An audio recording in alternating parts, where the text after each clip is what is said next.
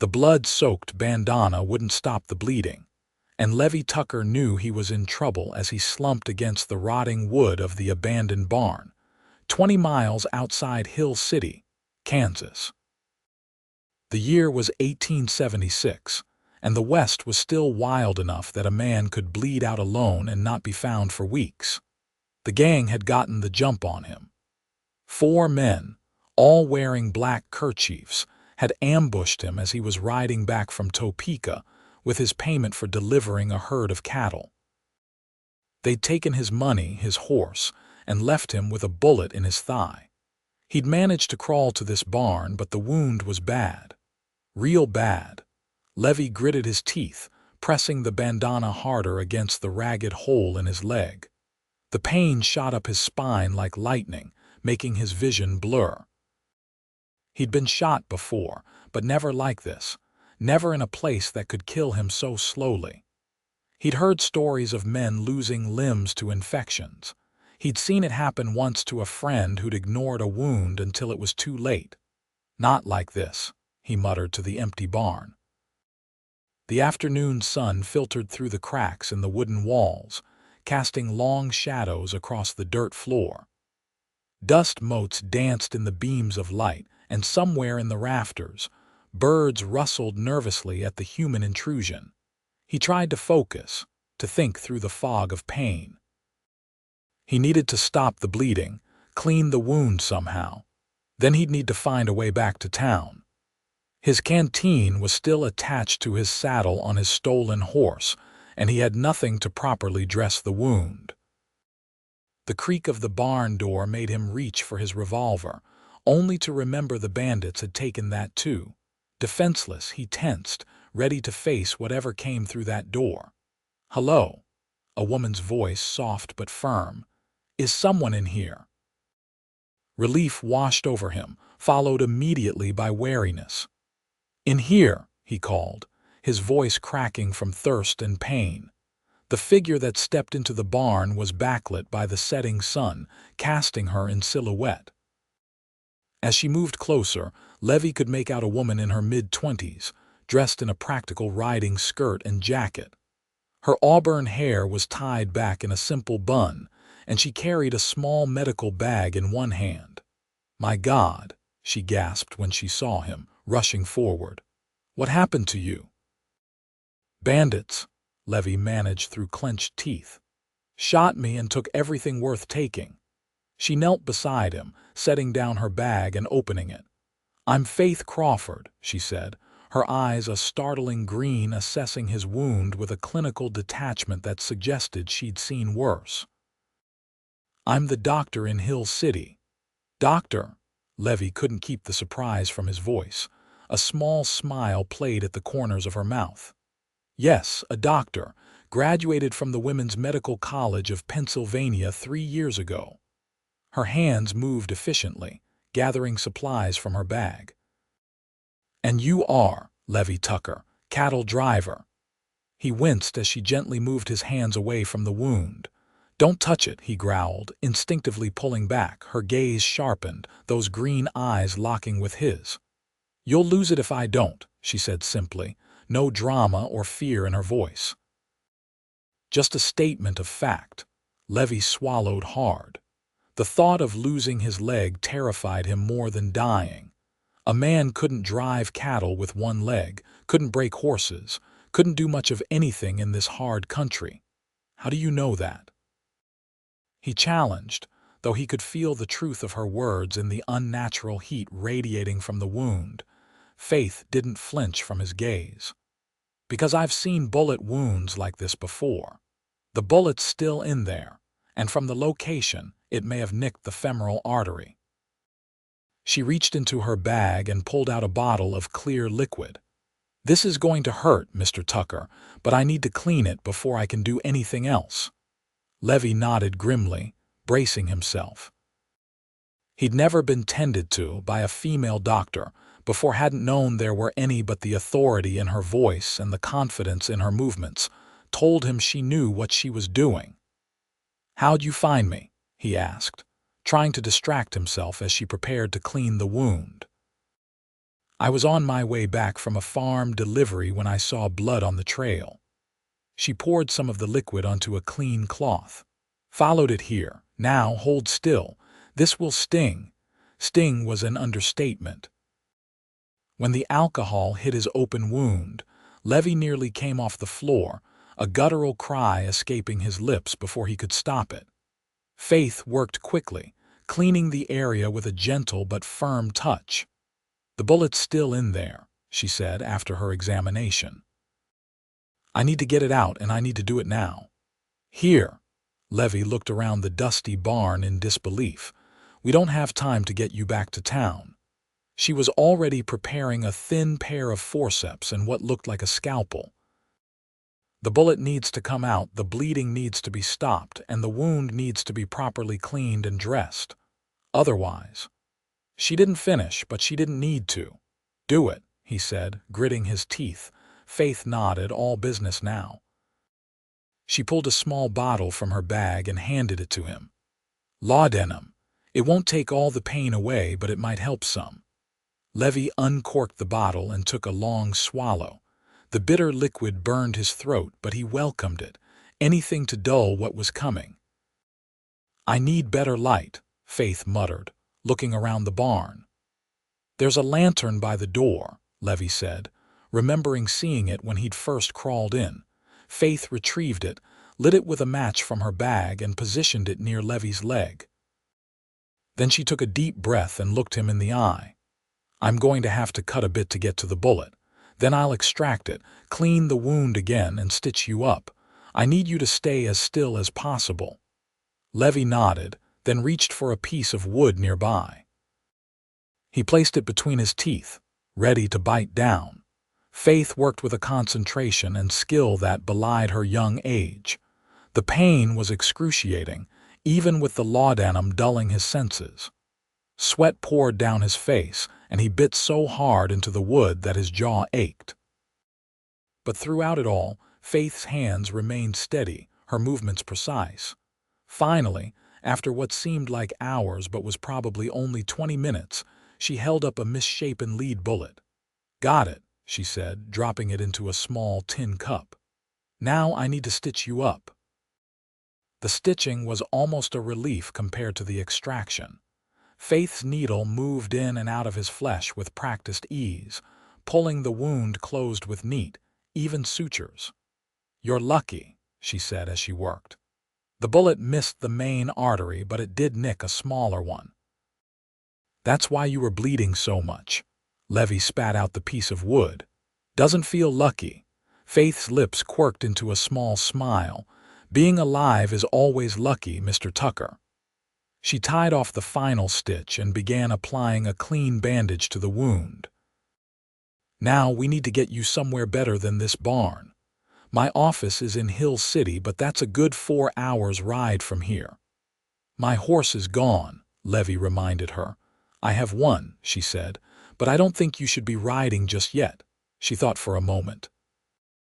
"There's a homestead about a mile from here. The Johnsons. They're good people. We can take my horse there, and I can ask Mr. Johnson to fetch my buggy from town." "You do all that for a stranger?" Levi asked, genuinely surprised. Faith finished bandaging his leg and sat back on her heels. "I'm a doctor, Mr. Tucker. It's what I do." She began packing her supplies back into her bag. "Can you stand if I help you?" Levi wasn't sure, but he'd be damned if he'd admit it. "I can try." With Faith's shoulder under his arm, Levi managed to get to his feet, though the pain nearly sent him back to the ground. Somehow, despite the fact that she was a good head shorter than his 6'2" frame, she supported his weight as they hobbled to the barn door. Outside, the sun was setting, painting the Kansas prairie in hues of gold and crimson. Faith's horse, a sturdy bay mare, was tethered to a post near the entrance. "This is going to be difficult," Faith admitted, looking from Levi to her horse. "I've ridden with worse," Levi lied. In truth, he wasn't sure he could mount the horse, let alone stay on it for a mile. With a lot of grunting, cursing, mostly from Levi, and determination, they managed to get him astride the mare. Faith mounted behind him, her arms reaching around to take the reins. It was an awkward position with her pressed against his back, but it was the only way to keep him upright. "Ready?" she asked, her breath warm against his ear. Levi nodded, not trusting his voice. The pain in his leg was fierce, but there was something else making it hard to speak, the unfamiliar feeling of a woman's body against his. It had been a long time since he'd been this close to anyone, let alone someone like Faith Crawford. They set off at a slow walk, each step of the horse sending fresh waves of pain through Levi's leg. He focused on his breathing, on staying conscious, on anything but the searing agony or the soft pressure of Faith's chest against his back. "Tell me about yourself, Mr. Tucker," Faith said after a few minutes of silence. "It helps to talk, keeps the mind off the pain." "Not much to tell," Levi said through gritted teeth. "Been driving cattle since I was 15. Before that, helped my pa on our farm in Missouri until the war took him." "I'm sorry," Faith said softly. "The war took many good men. Your father—" Faith was quiet for a moment. "No, my father survived the war only to die of pneumonia in '68, but my brother—" "He didn't come home from Gettysburg." Levi nodded, understanding the grief in her voice. The war had left no family untouched, north or south. "What made you decide to become a doctor?" The question seemed to surprise her. "I've always wanted to heal people.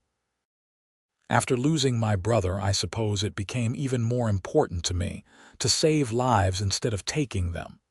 She adjusted her grip on the reins. "My father was a doctor, too. He taught me what he could before I went east for my education. And Hill City, how'd you end up there?" Faith laughed lightly. "They were desperate. The previous doctor died of a heart attack, and they couldn't find anyone willing to come to such a small town. I saw it as an opportunity. No one in Philadelphia was eager to hire a female physician, no matter my qualifications." "Their loss," Levi muttered, impressed despite himself. It couldn't have been easy for her, fighting against the prejudices and expectations of society. "What about you?" Faith asked. "What brought you to Kansas?" "The cattle," Levi said simply. "Been working the drives from Texas up to the railheads in Kansas for years now. This country, it gets in your blood." "Yes," Faith agreed, her voice soft. "It does." They continued in companionable silence, the pain in Levi's leg a constant, throbbing reminder of his vulnerability. By the time they reached the Johnson homestead, a modest but well-maintained farmhouse with a large barn and several outbuildings, Levi was barely conscious, slumped forward over the horse's neck. Faith's voice calling for help seemed to come from far away. Then there were hands lifting him, carrying him inside. A woman's voice, not Faith's, exclaiming in concern. The softness of a bed beneath him, and then, mercifully, darkness. When Levi woke, sunlight was streaming through a curtained window. He was in a small, neat bedroom, tucked under clean sheets. His leg had been rebandaged, and the pain, while still present, had dulled to a manageable throb. The door opened, and Faith stepped in, carrying a tray with what smelled like broth and bread. She looked tired but smiled when she saw he was awake. "Good morning, Mr. Tucker. How are you feeling?" "Like I've been shot," Levi said dryly, trying to sit up. Faith set the tray down and helped him, adjusting pillows behind his back. "That's to be expected. You lost a lot of blood and the wound was inflamed. I've been giving you willow bark tea for the fever and pain." Levi looked around the unfamiliar room. "How long have I been here?" 2 days, Faith said, handing him a bowl of broth. "Mrs. Johnson has been kind enough to let you stay in their spare room. Mr. Johnson rode into town and brought back my buggy yesterday so I could bring more supplies." Levi nearly dropped the bowl. 2 days. You've been here 2 days, Faith nodded. Someone needed to monitor your wound and fever. I have other patients, of course, but Mrs. Johnson has been riding to fetch me when needed." The realization that this woman, this stranger, had devoted so much time and energy to keeping him alive was humbling. Levi took a spoonful of broth to hide his emotion. "Thank you," he said simply when he could trust his voice again. Faith shrugged, but there was a softness in her eyes that hadn't been there before. "As I said, it's what I do." Over the next week, Levi's strength gradually returned. The wound healed clean, thanks to Faith's skilled care and diligent attention. She visited daily, sometimes staying for hours to change his bandages, check for signs of infection, and make adjustments to his treatment. The Johnsons were kind hosts. Mr. Johnson, a weathered farmer in his 50s with a quiet dignity, would sit with Levi in the evenings, sharing stories of his own adventures as a young man. Mrs. Johnson, a plump, cheerful woman with capable hands and a warm laugh, kept him well fed and entertained with local gossip. But it was Faith's visits that Levi found himself looking forward to most. She was unlike any woman he'd ever met, educated, confident, and utterly devoted to her calling. She didn't simper or flirt or pretend to be less than she was. And yet, there was a vulnerability to her too, revealed in small moments, the way she sometimes gazed out the window with a faraway look, or how her hands would occasionally tremble slightly after a particularly long day. On the 10th day after the shooting, Faith declared Levi fit to be moved to town. "The wound is healing well, and I think you'll be more comfortable in my clinic where I can monitor you more easily," she explained as she checked his stitches. "Besides, I'm sure the Johnsons would like their spare room back." "Nonsense," Mrs. Johnson protested from the doorway. "He's been no trouble at all, and Thomas enjoys having another man to talk to." Faith smiled. "Even so, I think it's time. We can use my buggy. The ride shouldn't be too difficult on your leg if we take it slow." Levi nodded, though the thought of leaving the farm brought mixed feelings. He'd grown comfortable here in this quiet routine. The idea of being in town, surrounded by strangers, was less appealing. But he couldn't impose on the Johnsons' hospitality forever, and Faith was right. Being closer to her clinic made sense. The next morning, after a hearty breakfast and heartfelt thanks to the Johnsons, Levi found himself seated beside Faith in her buggy, a blanket over his legs to ward off the early autumn chill. They set off at a gentle pace, the horse ambling along the rutted dirt road toward Hill City. "I've been thinking," Faith said after they'd been traveling for a while, "about what happens next for you." Levi shifted uncomfortably. It was a question he'd been avoiding. "I need to report the robbery, I suppose. Not that the sheriff will be able to do much. Those men are long gone by now with my money and my horse. And after that," Levi sighed. "Not sure. I had planned to winter in Hill City, then head back to Texas in the spring for the next drive, but without my savings." He trailed off, the reality of his situation sinking in. He was essentially penniless, with a healing leg that wouldn't allow him to take on physical work for some time. Faith was quiet for a moment, then said, "I could use some help around the clinic." Levi turned to look at her, surprised. "What kind of help?" "General maintenance, mostly. The building needs some repairs before winter sets in. The roof leaks in 3 places, the porch steps are rotting, and I've been meaning to build proper shelves in the supply room." She kept her eyes on the road ahead. "It wouldn't be much pay, but room and board would be included. You could stay in the room above the clinic." "You'd trust a stranger to live above your clinic?" Faith glanced at him, a small smile playing at her lips. "After spending 10 days monitoring your fever, changing your bandages, and listening to your occasional delirious ramblings, I don't consider you a stranger anymore, Mr. Tucker." Levi felt his cheeks warm. "What exactly did I say while I was delirious?" "Nothing too embarrassing," Faith assured him, though her smile widened slightly. Mostly you talked about your horse, someone named Charlie, and your mother's apple pie. Charlie was my brother, Levi explained, feeling strangely compelled to share. He died when we were boys, drowned in the creek behind our farm. Faith's smile faded, and she reached over to briefly touch his hand. I'm sorry.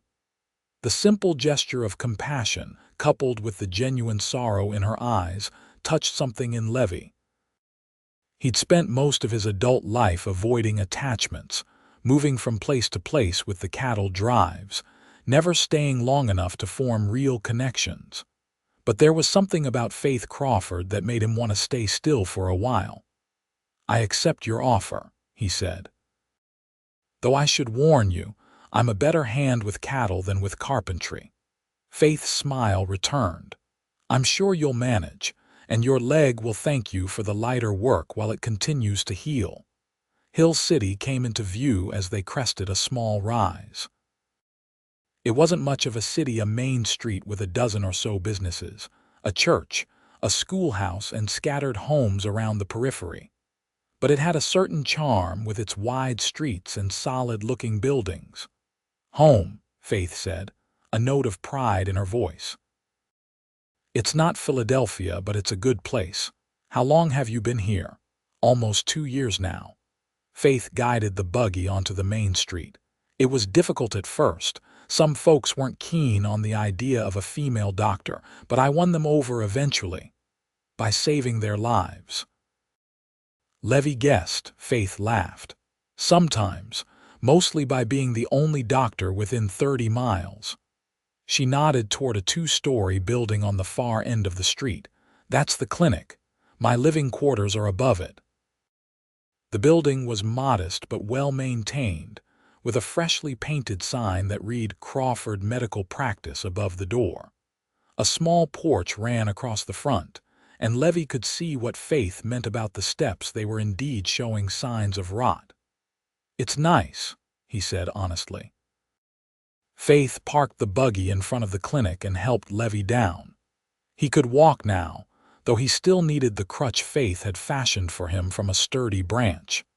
They entered the clinic, and Levi was immediately struck by the cleanliness and order of the place.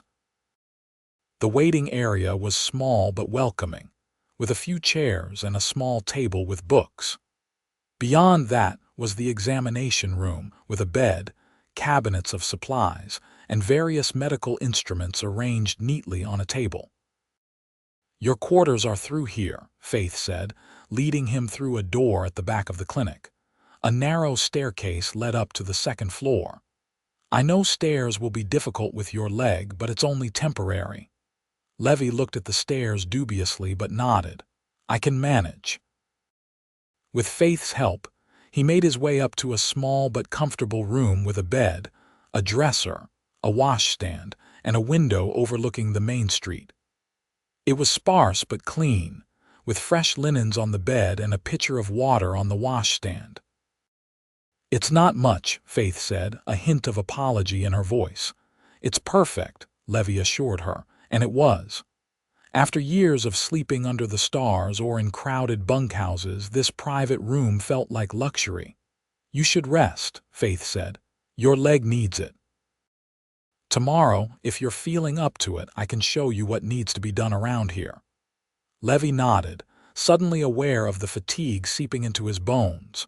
The journey, short as it was, had taken more out of him than he'd expected. Faith, he called as she turned to leave. It was the first time he'd used her first name, and it felt right on his lips. Thank you for everything, she smiled, a genuine, warm smile that reached her eyes and made something in Levi's chest tighten. You're welcome, Levi. Then she was gone, her footsteps light on the stairs. Levi sat on the edge of the bed, listening to the sounds of Hill City horses and wagons passing, voices calling greetings, the distant ring of the blacksmith's hammer. It was a far cry from the vast, open silence of the cattle trails, but there was something comforting about it. Something that felt, unexpectedly, like possibility. The next morning, Levi awoke to the smell of coffee and baking bread. He dressed carefully, mindful of his still healing leg, and made his way downstairs, finding the going easier than he'd expected. In the small kitchen at the back of the clinic, Faith was setting out 2 plates on a simple wooden table. "Good morning," she said, looking up with a smile. "I hope you slept well." "Like a log," Levi admitted, settling into a chair. "Best sleep I've had in weeks." Faith poured him a cup of coffee and placed a plate of fresh bread and eggs before him. "Good. You need the rest to heal properly." They ate in companionable silence, the morning sun streaming through the window and casting a warm glow over the kitchen. It felt oddly domestic, and Levi found himself enjoying it more than he'd expected. After breakfast, Faith showed him around the clinic in more detail, pointing out the repairs that needed to be done. The roof leaks were the most urgent, with winter approaching. The porch steps needed replacing, and the shelves in the supply room were a jumble of makeshift boards and crates. "I can fix all of this," Levi assured her, though he was less confident than he sounded. He'd done basic repairs on farms and ranches over the years, but never anything this comprehensive. "Just do what you can," Faith said, as if reading his thoughts. "Any improvement is better than none." The town's mercantile provided the lumber and supplies Levi needed, though the cost made him wince. Faith insisted on paying, reminding him that it was her clinic being repaired. They reached a compromise where Levi would work off the cost of the materials through additional chores beyond the initial repairs. Over the next few weeks, Levi fell into a rhythm. Mornings were for repairs, starting with the roof, which proved to be a challenge with his healing leg but not impossible. Afternoons were often spent helping Faith with patients, not with the medical side, of course, but by keeping the waiting area tidy, fetching supplies, and sometimes simply providing company to those waiting for treatment. In the evenings, after Faith had seen her last patient, they would share supper in the small kitchen. These quiet meals became Levi's favorite part of the day. Faith would tell him about her patients, respecting their privacy, of course, and Levi would share stories from his years on the cattle trails. Sometimes they would simply sit in comfortable silence, reading or lost in their own thoughts. As October gave way to November, Levi's leg healed enough that he no longer needed the crutch, though he still walked with a slight limp. The roof no longer leaked, the porch steps were solid and safe, and the supply room boasted new, sturdy shelves that Faith declared were a vast improvement over my haphazard piles. But as his body healed, Levi found himself facing a different kind of pain. The knowledge that he would soon be well enough to leave, to return to his life on the trail, weighed on him in a way he hadn't expected.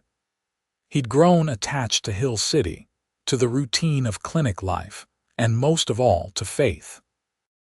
Faith Crawford had become more than just the doctor who saved his leg, more than his employer or even his friend.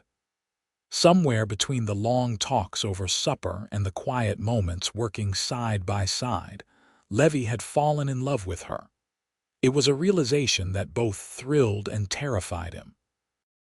He had no reason to believe she felt the same, and every reason to think a woman like Faith, educated, independent, respected, would have no interest in a simple cowboy with nothing to offer but his labor and his heart.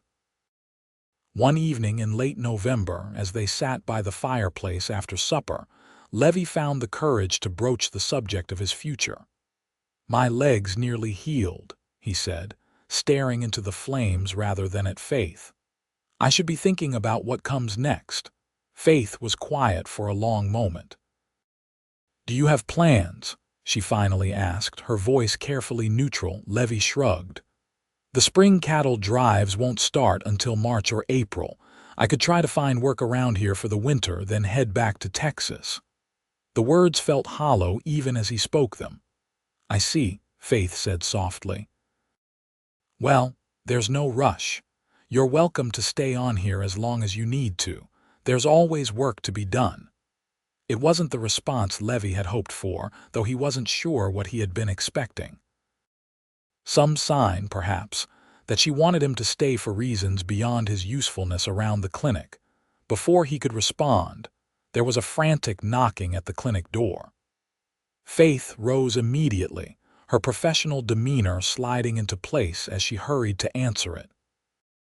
Levi followed more slowly, his legs still stiff in the evenings. A young boy stood on the porch, his face pale with fear. "Dr. Crawford, please come quick. It's my ma. She's having the baby, but something's wrong. Pa says there's too much blood." Faith was already reaching for her medical bag. "Where is she, Jimmy?" "Our farm, just outside town. Pa sent me on the mule to fetch you." Faith turned to Levi. "I need to go. This sounds serious." "I'll hitch up the buggy," Levi said without hesitation. "It'll be faster than the mule and you might need help." Faith nodded gratefully, and within minutes, they were in the buggy, racing toward the Wilson farm with Jimmy clinging to the back of the seat. The night was cold, with a thin dusting of early snow on the ground, making the journey treacherous. But Levi handled the reins with the skill of a man who'd spent his life controlling much larger, more temperamental animals than Faith's steady mare. They reached the Wilson farm in record time. The small homestead was lit up, with figures moving anxiously behind the curtained windows. Jimmy leaped from the buggy before it had fully stopped, and Faith was right behind him, medical bag in hand. Levi secured the horse and followed as quickly as his leg would allow. Inside, the scene was one of controlled chaos. Mrs. Wilson lay on the bed, her face gray with pain and blood loss. Her husband, a tall, thin man with worry etched into every line of his face, stood by helplessly, while 3 young children huddled in a corner, wide-eyed with fear. Faith took control immediately, issuing calm, firm instructions. She sent Mr. Wilson to boil water and find clean linens. Jimmy was tasked with taking his siblings to the kitchen and keeping them occupied. And Levi. "I need your help," Faith said, her eyes meeting his with an intensity that left no room for argument. "This baby is breech, and Mrs. Wilson is hemorrhaging. I need steady hands and a strong back." For the next 2 hours, Levi did whatever Faith asked without question or hesitation. He held Mrs. Wilson's hand during the worst contractions, supported her back when Faith needed her to change positions, fetched fresh water and linens as needed, and most difficult of all, helped Faith turn the baby in the womb to a safer delivery position. It was intimate, messy, terrifying work. The kind of situation that might have sent most men running for the door. But Levi stayed, his focus entirely on helping Faith save 2 lives. And when, finally, the cry of a newborn filled the room, he felt a surge of emotion so powerful it nearly brought him to his knees. "A boy," Faith announced, her voice thick with exhaustion and relief as she handed the tiny, squalling infant to Mrs. Wilson. A healthy boy. But the danger wasn't over. Mrs. Wilson continued to bleed, and Faith worked frantically to stop the hemorrhage. Levi watched in awe as she applied pressure, administered medicines from her bag, and murmured constant encouragement to her patient. Finally, the bleeding slowed and then stopped altogether. "She'll need to rest for several weeks," Faith told Mr. Wilson as they stepped outside the bedroom to give the new mother some privacy with her baby. "No exertion whatsoever, and I'll need to check on her regularly." Mr. Wilson nodded, tears of gratitude in his eyes. "We can never repay you, Dr. Crawford. Never." Faith squeezed his arm.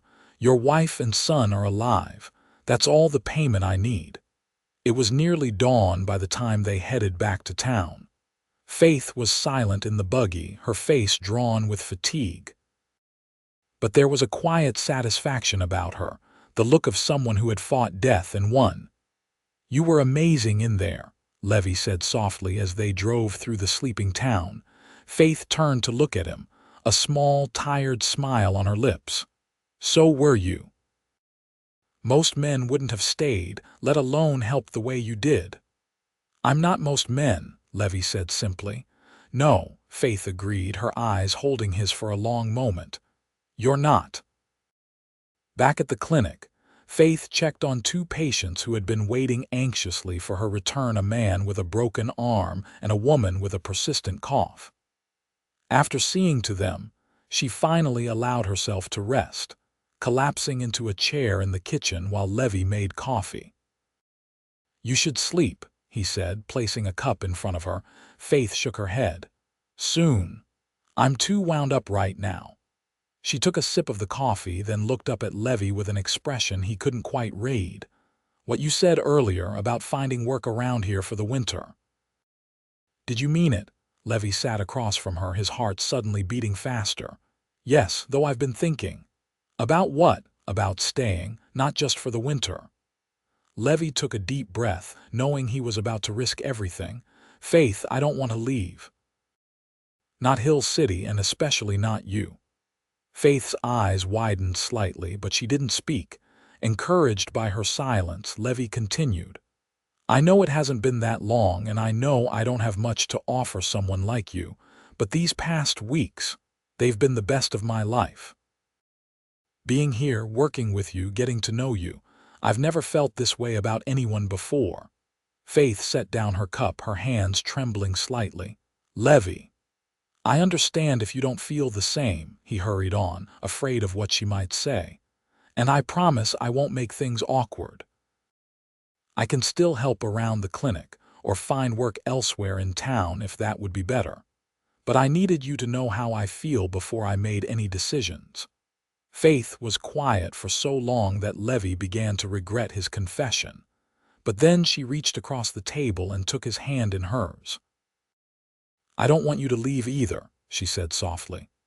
"When I found you in that barn, I had no idea how much you would come to mean to me, how much I would come to rely on not just your help, but your company, your conversation, your—" She paused, a hint of color rising in her cheeks. "Your friendship." "Just friendship?" Levi asked, hope and fear warring in his chest. Faith's fingers tightened around his. "No, not just friendship. But Levi, my life is here in this clinic. I've worked so hard to establish myself, to earn the town's respect, and you. Your life has always been on the move. Can you really be happy staying in one place?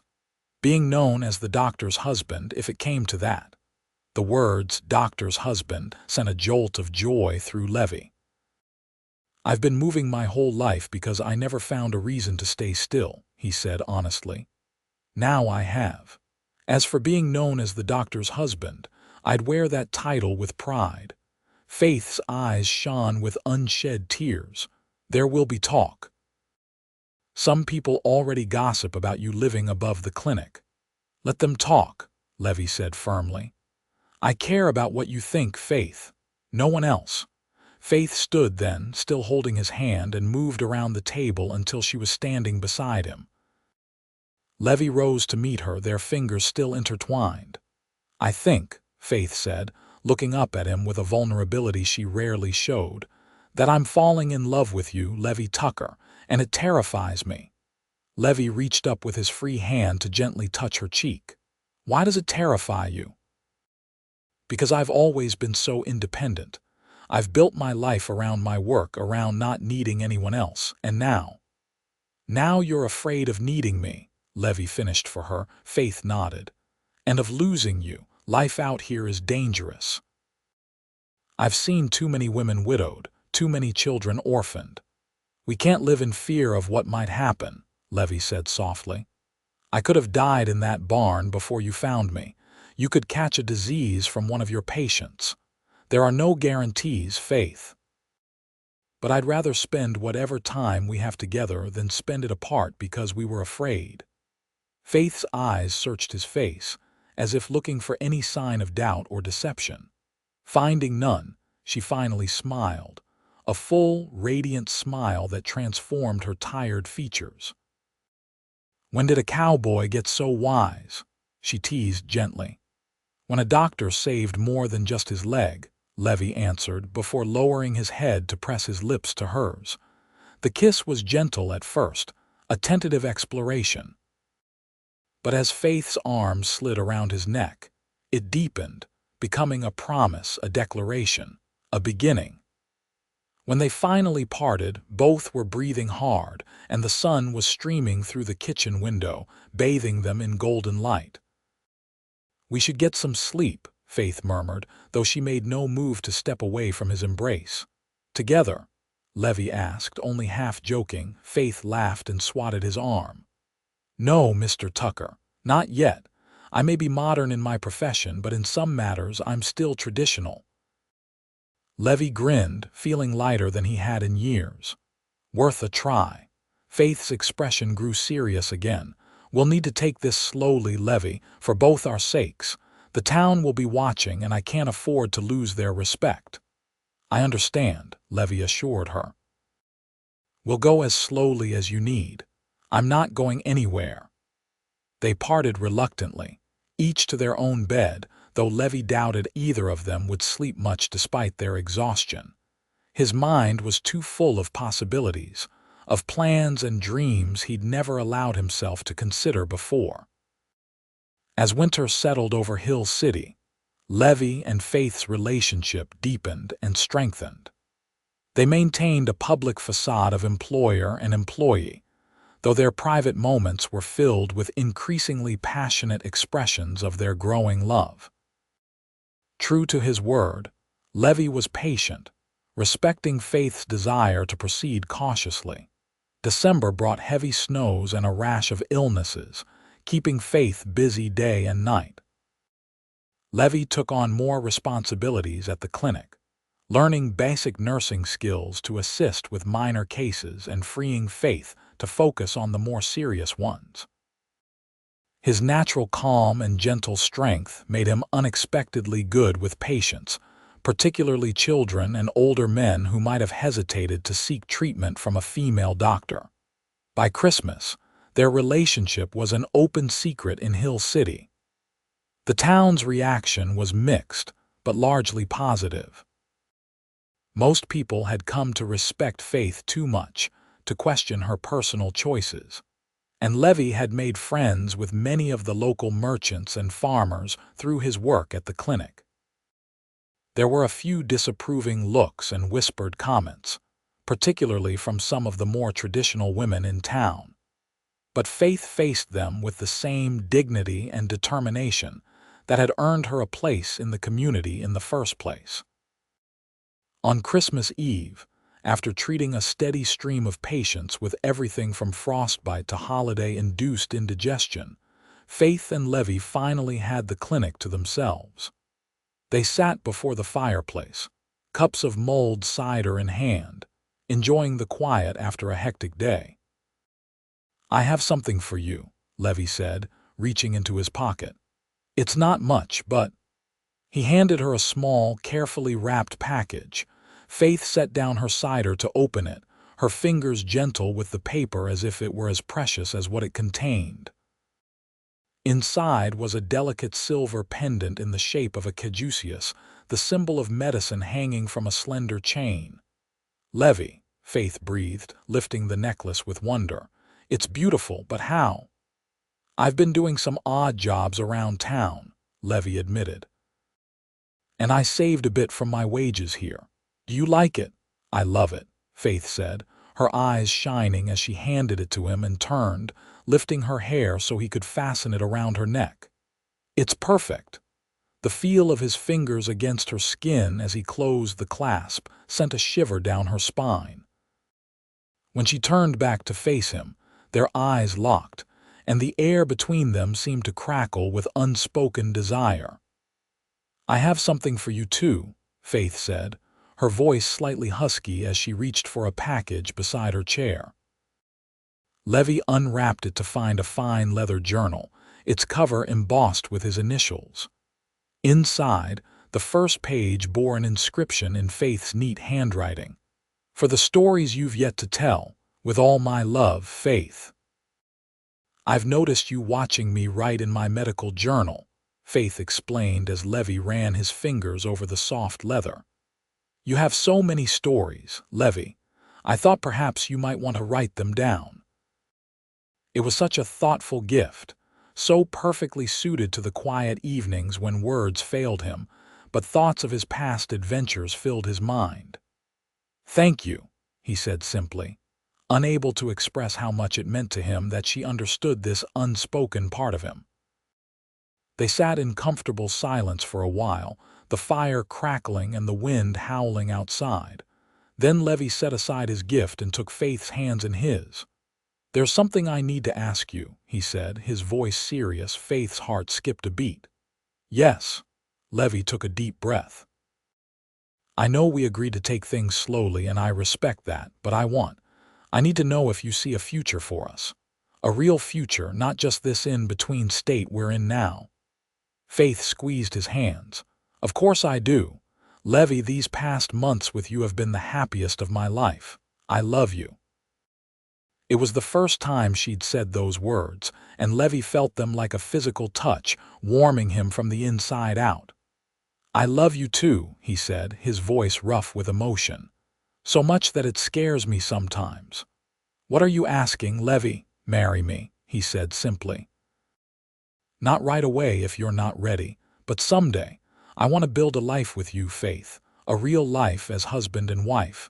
Faith's eyes filled with tears, but she was smiling. Yes, she whispered. Yes, I'll marry you, Levi Tucker. Levi pulled her into his arms then, holding her as if he'd never let go. Their kiss was a sealing of promises, a commitment to the future they would create together. When? Levi asked when they finally broke apart. Spring? Summer? Faith laughed, joy making her eyes sparkle in the firelight. Let's not wait too long. Spring, I think, when the wildflowers bloom. And so it was decided. They would marry in the spring when the harsh Kansas winter gave way to new life and the promise of beginnings. Word of their engagement spread quickly through Hill City. Most reactions were positive, with many patients and neighbors offering their congratulations. There were a few raised eyebrows and concerned murmurs about the propriety of a doctor marrying a former patient, especially one who had been living under her roof. But Faith faced these with her characteristic grace and determination, and Levi with his quiet dignity. Together, they presented a united front that gradually silenced even the most persistent gossips. As January turned to February, and then March, preparations for the wedding progressed alongside their daily work. Faith continued to treat patients with the same dedication as always, while Levi's role at the clinic expanded. He had become something of an unofficial assistant, handling administrative tasks, managing supplies, and even learning to prepare simple remedies under Faith's guidance.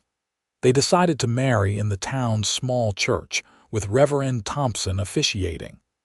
Mrs. Johnson, who had become a dear friend, helped Faith with her wedding dress, a simple but elegant gown of ivory silk with delicate lace at the collar and cuffs. Mr. Johnson offered to stand up with Levi, an honor the cowboy accepted with genuine gratitude. As the wedding day approached, an unexpected letter arrived from Texas. It was from Joe Simmons, the trail boss Levi had worked for on his last cattle drive. Simmons was planning another drive to Kansas in late April and wanted to know if Levi would be joining them.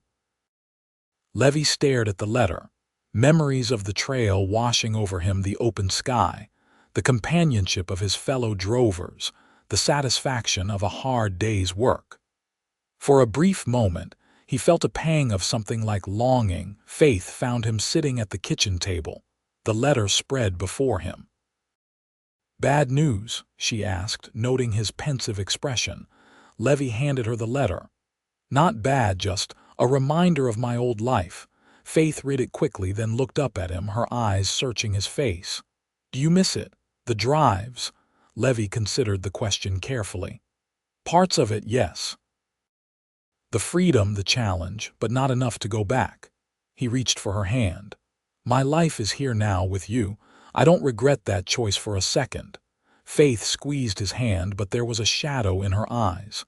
I never want you to feel trapped, Levi. If you need to, I don't, Levi interrupted firmly. Faith, listen to me. I chose this life, this town, and I choose it every day with no regrets. He smiled wryly. Besides, my days of 16 hours in the saddle are probably behind me anyway with this leg. Faith returned his smile, though a hint of concern remained in her eyes. Your leg is healing well.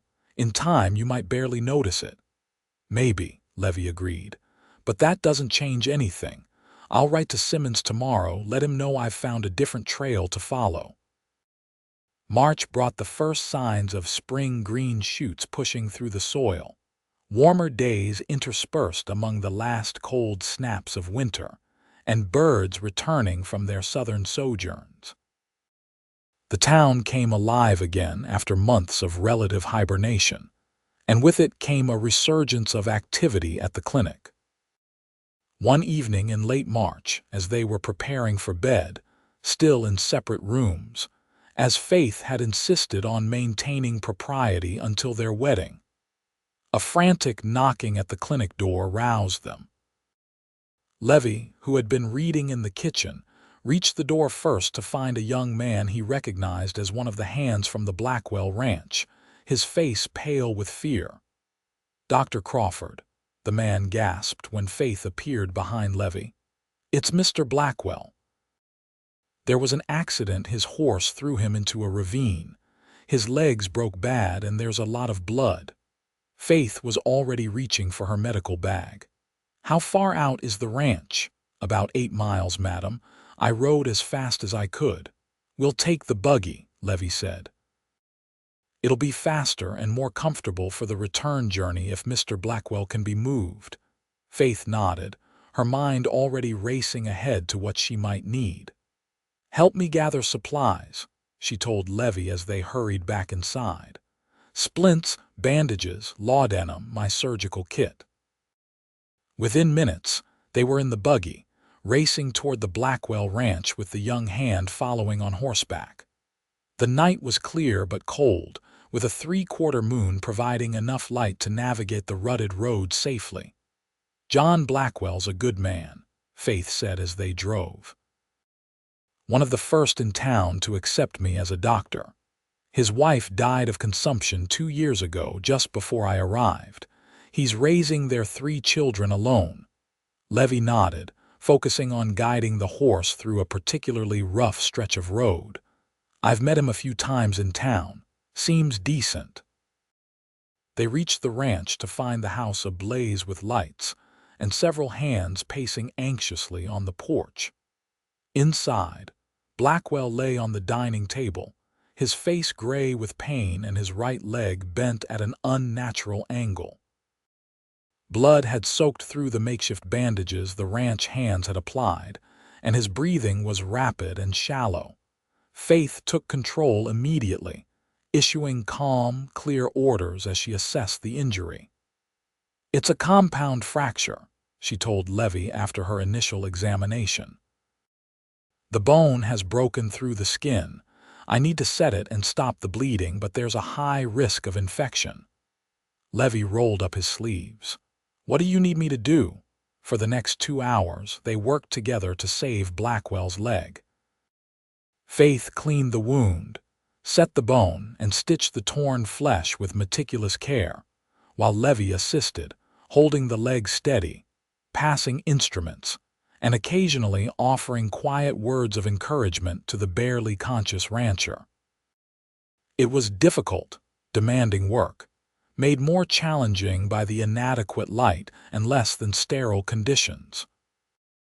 But Faith's skilled hands never faltered, and Levi's steady presence seemed to calm everyone in the room, from the anxious ranch hands to Blackwell's frightened children, who watched wide-eyed from the doorway. Finally, the leg was set, bandaged, and immobilized in a splint. Faith administered laudanum to ease Blackwell's pain and instructed the hands on how to move him to his bed without disturbing the injured limb. "He'll need to stay off that leg for at least 8 weeks," Faith told the ranch foreman. "And I'll need to check the wound daily for the first week to watch for infection. Someone will have to come for me if he develops a fever or if the pain increases suddenly." The foreman nodded, relief evident on his weathered face. "We'll take care of him, Doc. And we can send someone to fetch you whenever needed." It was nearly dawn by the time they headed back to town. Faith leaned against Levi in the buggy, exhaustion evident in every line of her body. "You were magnificent," Levi said softly, putting his arm around her to keep her warm in the pre-dawn chill. Faith smiled tiredly. "We were magnificent. I couldn't have done it without you, Levi." "Yes, you could have," Levi said with quiet conviction. "You're the most capable person I've ever known." Faith was quiet for a moment, then said, "Perhaps, but I'm glad I didn't have to." She nestled closer to him. "It's different having someone to share the burden, someone who doesn't flinch at the sight of blood or panic in a crisis. Someone who understands what I'm trying to do." Levi kissed the top of her head. "I'll always be that someone for you, Faith, for as long as you'll have me." "Forever then," Faith murmured, her eyes drifting closed as the gentle rocking of the buggy and the warmth of Levi's embrace lulled her toward sleep. Forever sounds about right. The weeks leading up to the wedding passed in a blur of activity. Spring arrived in earnest, bringing with it a profusion of wildflowers across the prairie and a renewed energy to Hill City. The clinic was busier than ever, with everything from spring allergies to injuries sustained during planting keeping Faith and Levi occupied from dawn till dusk. Despite the demands on their time, they managed to complete the necessary preparations for their wedding. The church was reserved, the minister prepared, and invitations sent to the handful of people they considered close friends. It would be a small ceremony, followed by a modest celebration at the hotel's dining room, all Faith and Levi wanted or needed. 3 days before the wedding, as Faith was examining a patient with a persistent cough, the clinic door burst open to admit a tall, distinguished-looking man in an expensive suit. His gray hair was neatly trimmed, and his bearing suggested a man accustomed to authority and deference. "I'm looking for Faith Crawford," he announced without preamble. Faith looked up from her patient, surprise evident on her face. "Father, what are you doing here?" the man doctor. Harold Crawford, Faith's father, stepped further into the clinic, his keen eyes taking in the modest surroundings with an expression that hovered between curiosity and disdain. "I received your letter about your impending marriage. I decided it warranted a personal visit rather than a written response." Faith quickly finished her examination, prescribed a syrup for the patient's cough, and showed him out before turning to face her father. Levi, who had been organizing supplies in the back room, emerged to stand beside her. "Father, this is Levi Tucker, my fiancé," Faith said, a slight tremor in her voice betraying her nervousness. "Levi, my father, Dr. Harold Crawford." Levi stepped forward, hand extended. "It's a pleasure to meet you, sir, Doctor."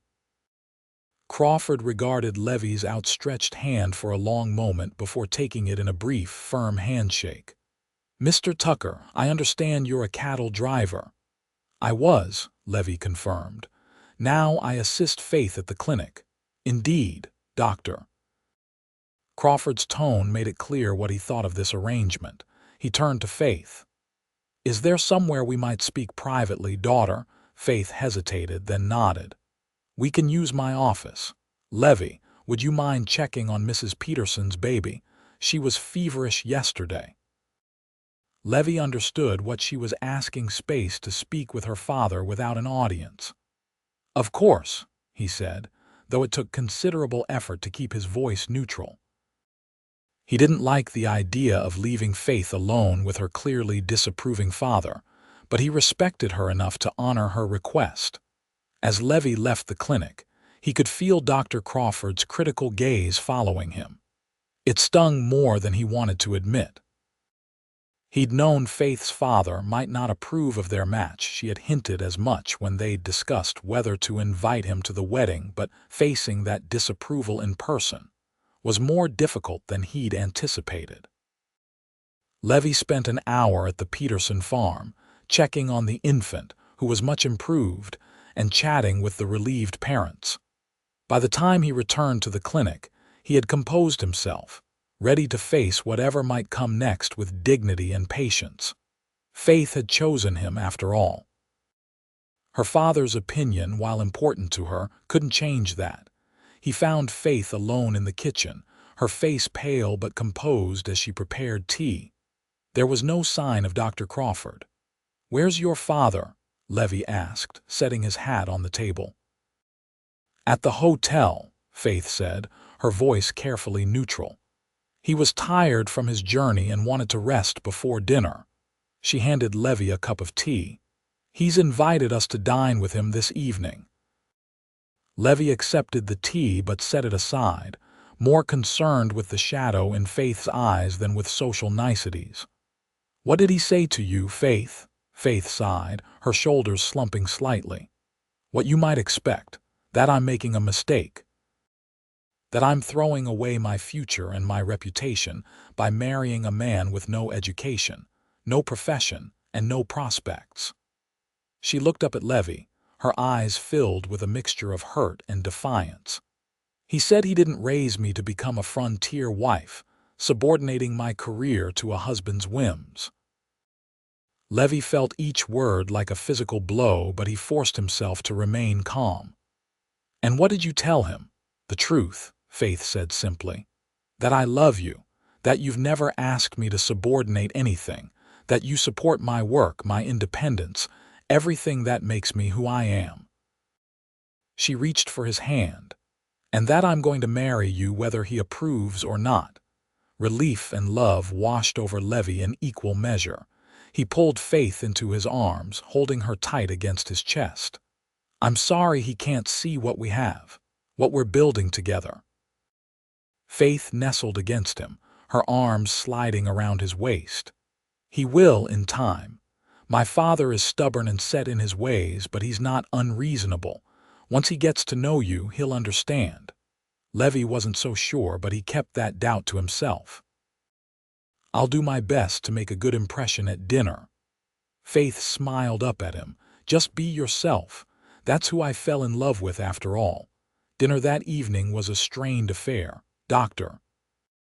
Crawford maintained a facade of polite interest as Levi talked about his background and his work at the clinic, but his occasional pointed questions revealed his underlying skepticism.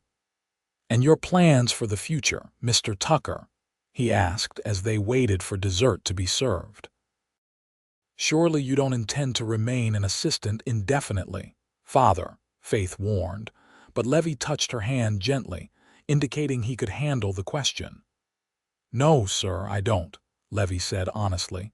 "Faith and I have discussed several possibilities. I've been learning the business side of the clinic, bookkeeping, supply management, patient scheduling. I could take over those aspects entirely, freeing Faith to focus on medicine." Dr. Crawford raised an eyebrow. "A secretary, then?"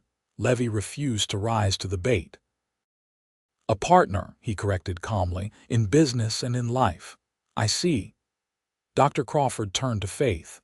"And you're satisfied with this arrangement, a lifetime in this frontier outpost with a man who admits he has no medical training or education?" Faith's chin lifted slightly. "I am. Hill City may not be Philadelphia, but it's where I'm needed. And Levi may not have formal education, but he has intelligence, compassion, and a willingness to learn that many college graduates lack." She reached for Levi's hand. "We complement each other, Father. Isn't that what marriage should be about?" Dr. Crawford studied them for a long moment, his expression unreadable. Then, Unexpectedly, a small smile softened his stern features. "You remind me of your mother," he said softly. She had the same fire in her eyes when she was defending something she believed in. The comparison seemed to surprise Faith.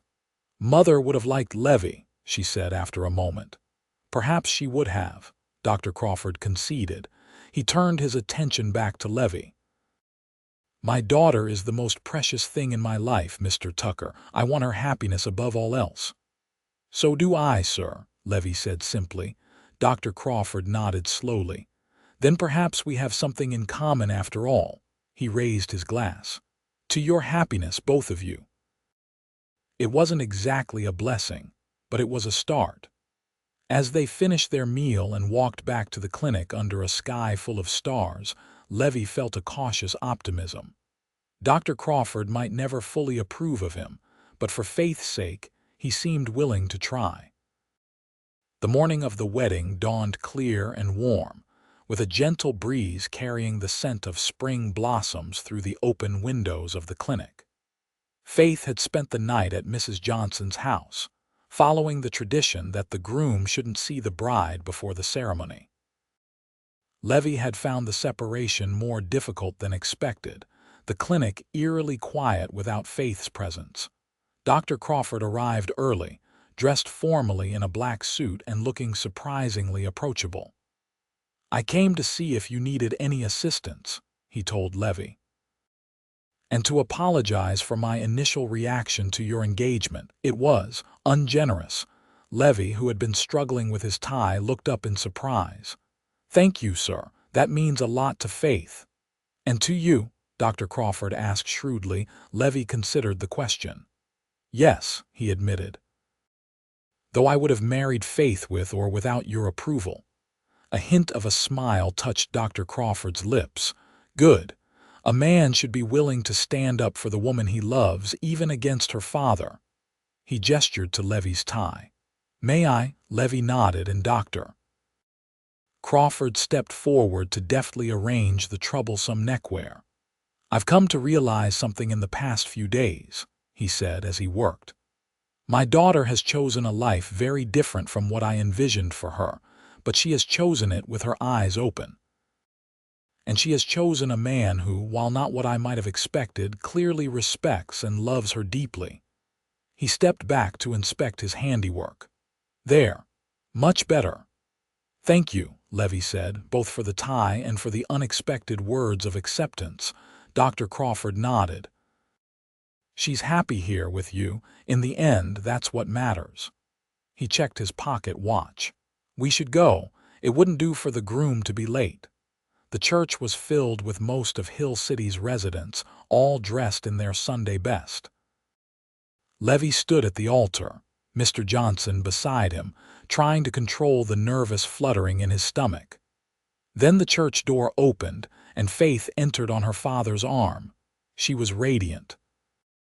The simple ivory gown highlighted her slender figure, and her auburn hair was arranged in an elegant updo, adorned with small white flowers.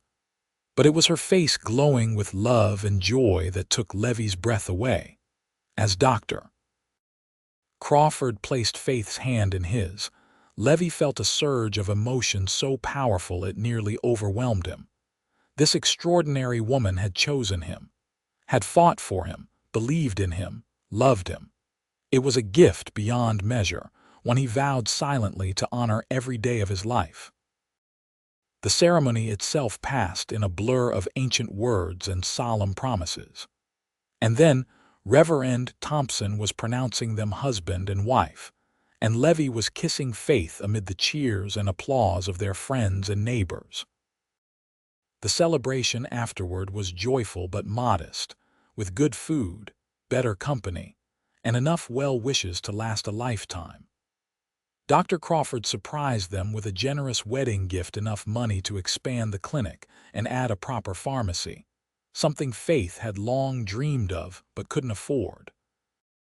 "Consider it an investment in your future," he told them, "both personal and professional." As the afternoon waned, the newlyweds slipped away from the celebration, eager to begin their life together in private. The clinic seemed different somehow as they entered it, as husband and wife, still familiar, but filled with new possibility. "Welcome home, Mrs. Tucker," Levi said softly as he carried Faith across the threshold. Faith smiled up at him, her eyes shining with love. "It's good to be home, Mr. Tucker." Later that night, as they lay entwined in what was now their shared bed, Faith traced the scar on Levi's thigh, the wound that had brought them together. "You know," she said thoughtfully, "if those bandits hadn't shot you, if I hadn't found you in that barn, we never would have met," Levi finished for her, capturing her hand and bringing it to his lips. "I guess I owe them a debt of gratitude in a strange way." Faith laughed softly. "I wouldn't go that far, but it does make you wonder about fate, doesn't it?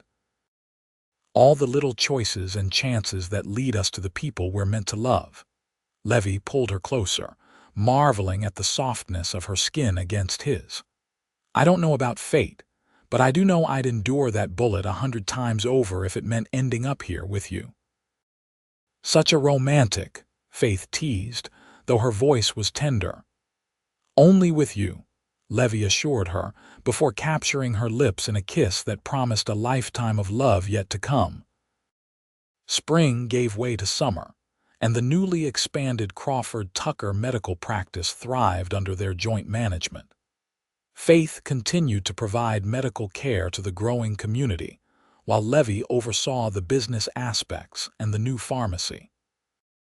Together, they were able to serve more patients and provide better care than Faith could have managed alone. Dr. Crawford returned to Philadelphia after a week's stay, but with a promise to visit again, and regular correspondence that gradually warmed from formal to genuinely affectionate. He even began sending medical journals and new texts to Faith, keeping her connected to the latest developments in her field. As summer turned to fall, Faith made a discovery that would change their lives forever. She was pregnant. The news filled them both with joy and trepidation in equal measure. Faith had seen enough difficult births to know the risks, and Levi had witnessed enough of Faith's work to share her concerns. But as the months passed, and Faith's body changed to accommodate their growing child, their excitement overcame their fears.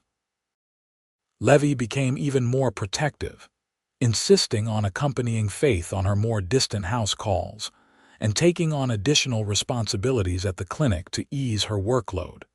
Faith, for her part, approached her pregnancy with the same practical determination she brought to all challenges. She continued to work, though she grudgingly agreed to reduce her hours as her due date approached. She consulted her medical texts, corresponded with colleagues about the latest obstetrical practices, and prepared as thoroughly as possible for what was to come. Winter settled over Hill City with a vengeance that year, bringing heavy snows and bitter cold. By February, Faith was in her 8th month, her slender frame now distinctly rounded with the life growing within her. Despite the weather and her condition, she continued to treat patients, though Levi insisted on bringing them to the clinic rather than allowing Faith to travel through the snow. It was during one such appointment, Faith examining a child with a persistent cough, that the first pains began. She dismissed them initially as the false contractions she'd been experiencing for weeks, but as the afternoon wore on, they became more regular, more intense. "Levi," she said as the last patient of the day departed, "I think it's time." Levi looked up from the ledger he'd been updating, alarm crossing his features. "The baby. Now. But it's early only by a few weeks," Faith assured him, though she couldn't quite keep the tension from her voice. "Many first babies come early. We've prepared for this."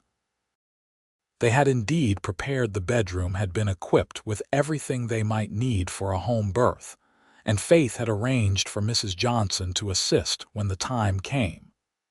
Levi immediately sent a boy to fetch the older woman while he helped Faith to their bedroom. By the time Mrs. Johnson arrived, Faith's labor was well established. The older woman took one look at the situation and took charge with the calm competence of someone who had assisted at many births. "This little one's in a hurry," she observed after examining Faith. "First babies are usually slower." Faith nodded, her face contorting as another contraction seized her. "The position feels good, though. Head down, well engaged."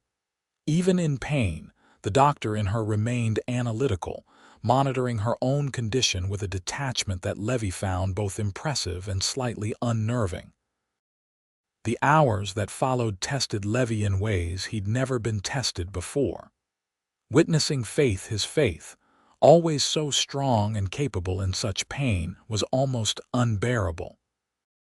Yet she faced each contraction with a courage that left him in awe, never crying out, though her grip on his hand threatened to crush his fingers. Shortly after midnight, with a final, tremendous effort from Faith and gentle guidance from Mrs. Johnson, their son was born, a robust, red-faced boy with a shock of dark hair and a cry that filled the room with the unmistakable sound of new life.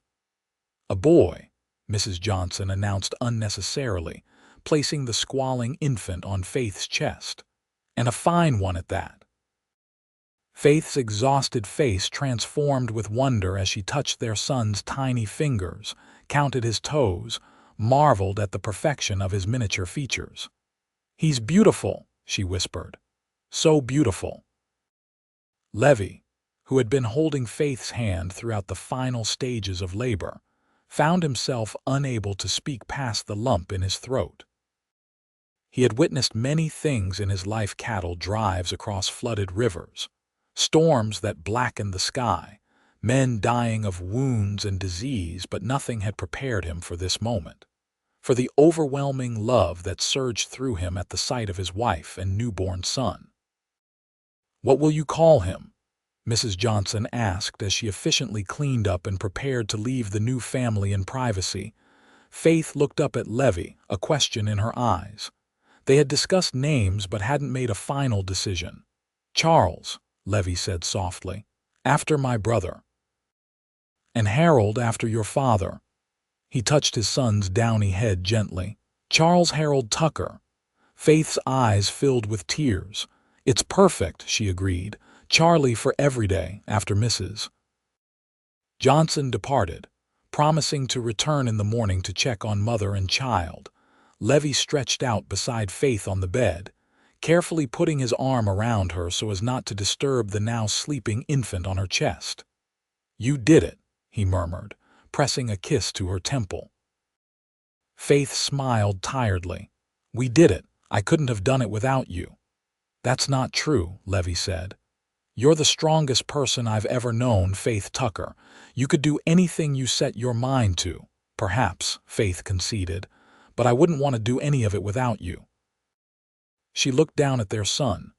"He's going to need both of us, you know, a mother to teach him about healing and a father to teach him about life on the frontier. And riding," Levi added, "and fishing, and how to tell which clouds mean rain is coming." Faith laughed softly. "All the important things." They fell silent, watching their son sleep, marveling at the tiny life they had created together. Outside, snow continued to fall, blanketing Hill City in quiet white. Inside, the small family dozed in the warm glow of the lamp, the beginning of a new chapter in their shared story. Spring came early that year, as if eager to welcome young Charlie Tucker to the world. By April, the prairie was awash with wildflowers, and the town was bustling with renewed activity after the long winter. Faith returned to her medical practice gradually, at first seeing only a few patients a day with Charlie napping in a basket nearby. As he grew and his needs became more demanding, Levi adjusted his schedule to care for their son while Faith treated patients, the three of them developing a rhythm that allowed both parents to contribute to their work and their family. Charlie thrived under their care, growing from a solemn newborn into a cheerful, curious baby who delighted in exploring the world around him. He had Faith's green eyes and Levi's dark hair, a combination that charmed everyone who met him. By his first birthday, he was taking his first tentative steps, toddling between his parents with expressions of concentration and triumph that made them laugh with joy. Life wasn't always easy. The demands of a medical practice and a growing child sometimes stretched them to their limits.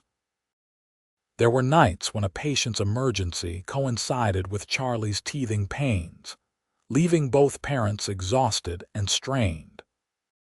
There were days when the isolation of frontier life weighed heavily on Faith, making her miss the intellectual stimulation of her medical school days and the comfort of female companionship beyond the limited circle of Hill City's women. But there were also moments of such profound happiness that they more than compensated for the difficulties.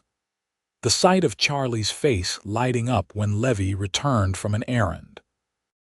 The quiet contentment of evenings spent reading together by the fire, Faith with a medical text, Levi with one of the books he'd developed a taste for, and Charlie sleeping peacefully between them. The knowledge that they had built something precious and enduring together, a family, a practice, a life. As Charlie's second birthday approached, Faith made another discovery: she was expecting their second child. This pregnancy was different from the first, easier in some ways, more challenging in others. Faith suffered less from morning sickness but more from fatigue, often falling asleep in the middle of sentences as evening approached. Levi took on even more responsibilities, caring for Charlie and managing the practice as much as possible, while Faith conserved her strength. The town, now accustomed to the unusual arrangement of the Crawford Tucker medical practice, rallied around them with offers of help and support. Summer was drawing to a close when Faith went into labor with their second child. This time, the birth was slower, more measured, as if the baby was in no hurry to leave the safety of the womb.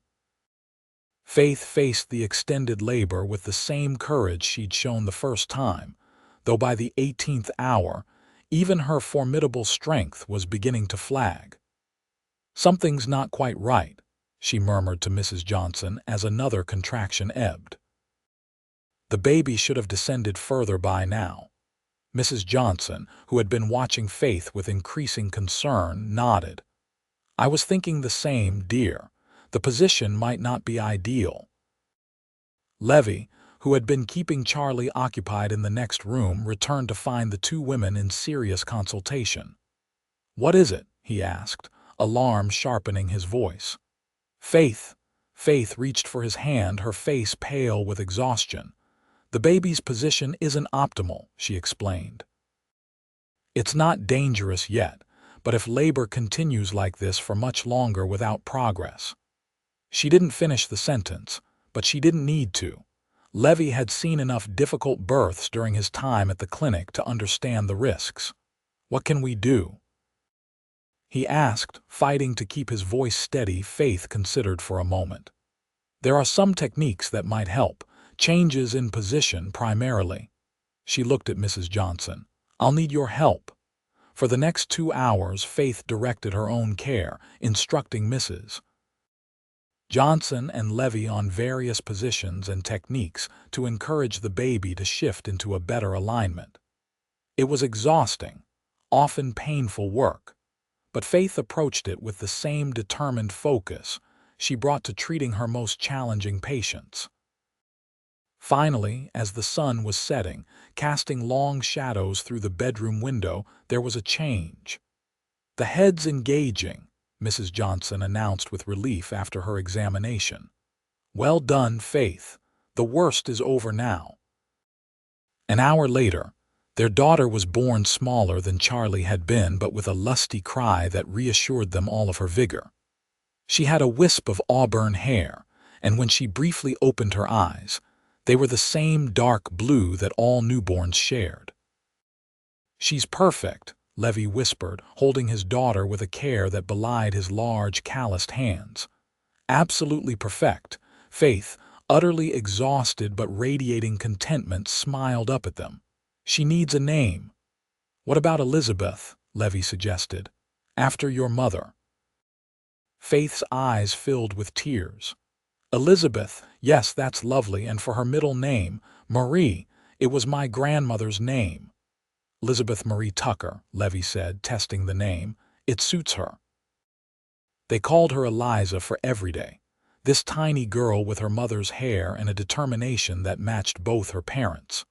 From the beginning, she was different from Charlie, more intense, less easily soothed, but also quicker to smile and laugh when she was content. The years that followed brought both challenges and joys to the Tucker family. The practice continued to grow, eventually requiring them to hire an assistant, a young woman named Sarah, who had a natural aptitude for nursing and a desire to learn that reminded Faith of herself at that age.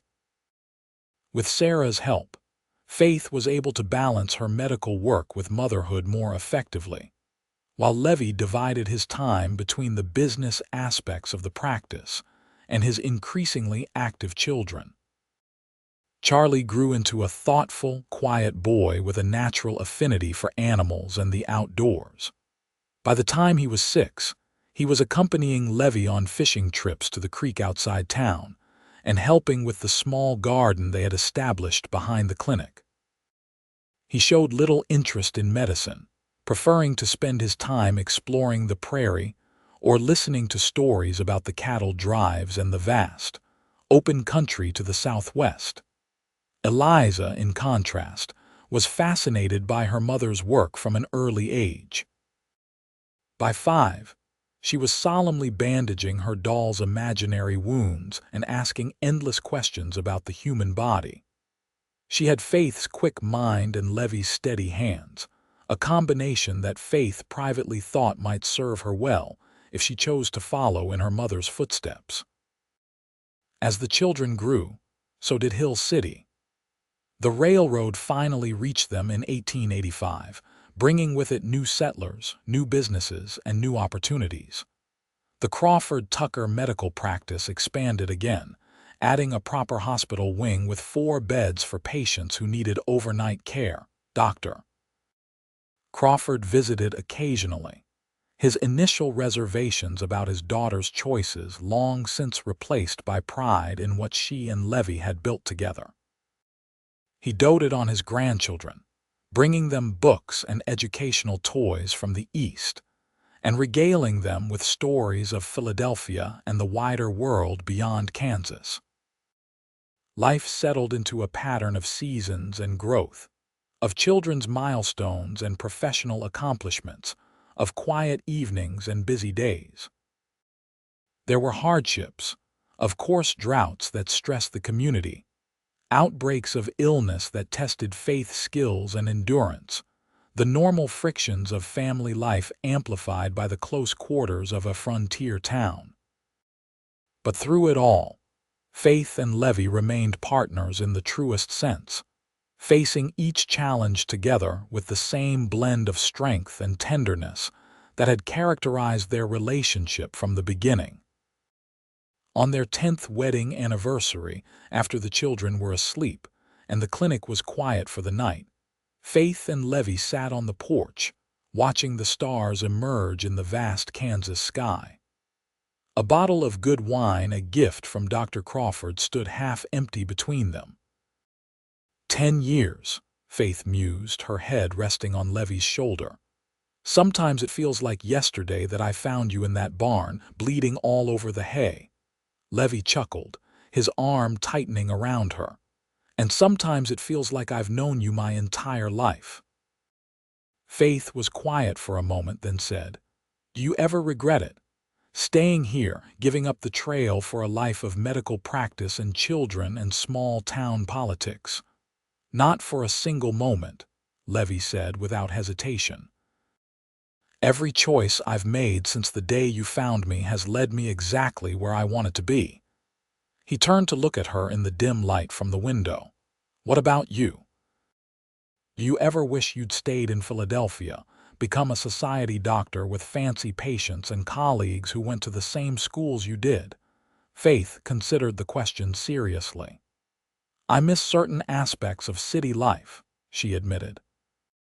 The libraries, the lectures, the exchange of ideas with other physicians. But no, I don't regret coming here. Hill City needed me, and I needed this. She gestured vaguely, encompassing their home, their practice, their life together. I needed to build something that was entirely my own. And then I found you, and it became ours instead. Something even better than what I had imagined for myself. Levi kissed her then, a gentle, lingering kiss that held all the love and gratitude of their decade together. When they parted, Faith's eyes were shining in the starlight. "What do you think the next 10 years will bring?" she asked. Levi smiled. "More of the same, I hope, watching our children grow, helping this town prosper, working beside you every day." He paused, then added with a teasing note, "Maybe a few more babies if you're willing." Faith laughed. "Perhaps one more," she allowed. "But not just yet. Eliza is only 7, and I'd like to finish training Sarah before adding another child to the mix." "Whenever you're ready," Levi said. "Or never if that's what you decide.